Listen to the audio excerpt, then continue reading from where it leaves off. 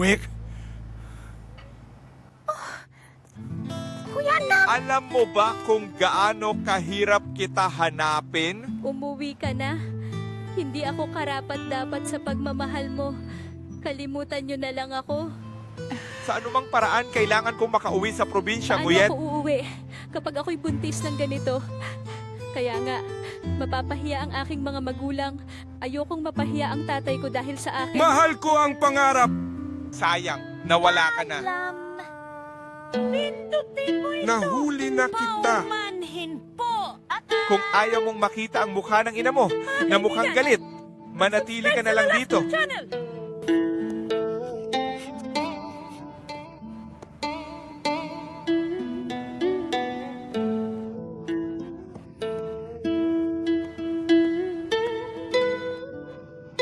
Pasensya na po.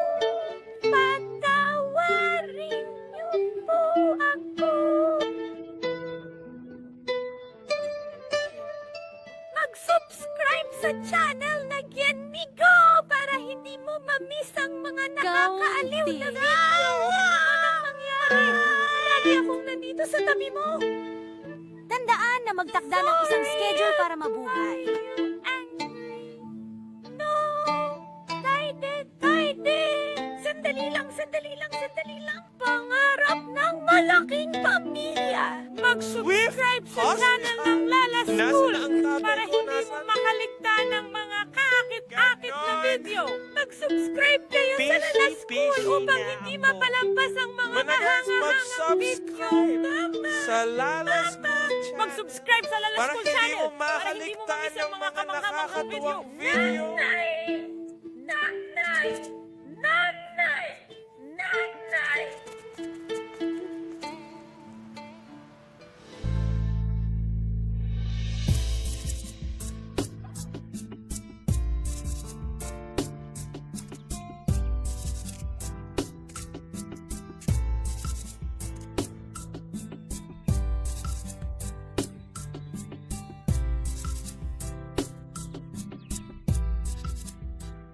Taon ako ay tulad ng isang bangka na mataas ang layag. Hindi magkasya sa makitid na ilog. Gustong marating ang dagat. Ngunit ito ay magmumula sa binhing nagahari sa pagod at pagod. Tanging ang gininto ang tasa ng mga pimples ang natitira. Gusto kong maghanap ng daan pabalik sa ilog. Ngunit hindi ko makita ang pampang. Lalo akong nawawala ng direksyon. Alam ko lang na ang alon ay tumabon.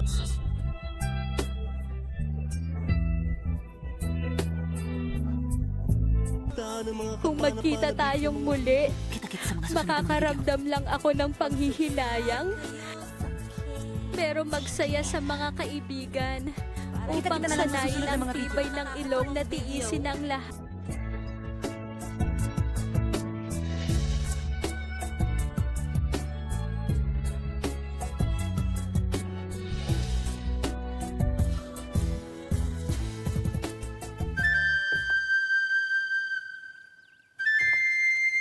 Ma, tapos ka na ba? Bumababa ako para tumulong sa'yo? Sige na, magtrabaho ka na. Kaya ko naman ito mag-isa. Utmay, bakit hindi ka pa pumapasok sa trabaho? Opo, aalis na po ako. Ngayon, huwag ka nang magbuhat ng mabigat. Ha, Diyos ko? Ano man anak ko? Basta may pera, gagawin ko lahat. Nanay, aalis na ako? Opo, mag-ingat ka. Ano ang ginagawa mo? At mauna na kami. Opo.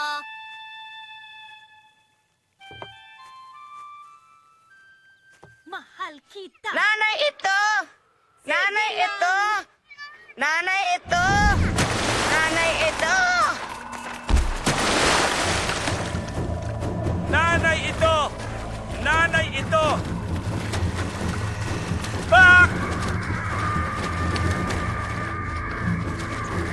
Dito! Dito! Dito! Dito!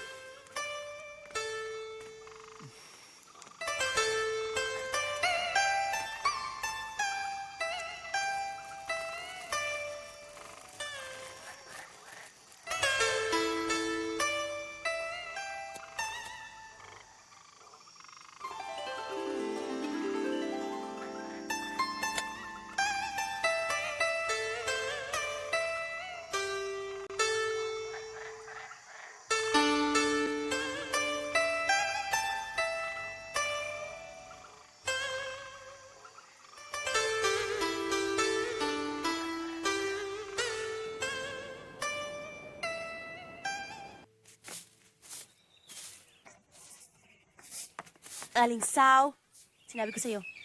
Ngayon lang ako nakauwi. Hoy, May! Kadarating mo lang Opo, ba? alis na po ako, tita. Pupunta lang po ako sa health center.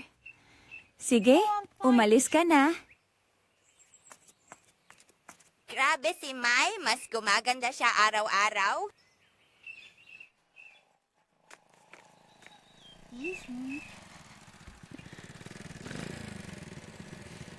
Aling Lowa!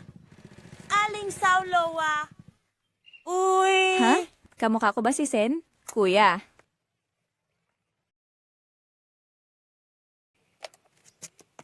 Uy, nandyan ka na? Oo, nandito na. Grabe, kung dumating ka ng maaga, makikita mo si Otmay. Dumaan lang siya dito kanina. Talaga? Oo. Bakit hindi ko siya nakita? Oo, pumunta siya sa klinika. Ha? Ganun ba? Oh, Ang init ngayon, kaibigan. Eto, binili ko lang ng 25K. Anong ibig sabihin nito? Kahapon, sinabi mo na ang presyo ay 30. Paano mo babayaran ng 25 beses? Kagabi sinabi ko 30 pero hindi ko nakita ang lotus nyo. Ngayon, tingnan mo, ang liit naman. Paano mo mabibili ng 30? 25 na lang, pwede na? Diyos ko po. Kahit na flat ito, hindi naman ito nakaka-apekto sa kalidad. Magdagdag ka pa ng kaunti. Hindi na po talaga pwede. 25 lang ang pinakamataas na presyo ko. Kung ayaw mo, aalis na ako. Oo, sige.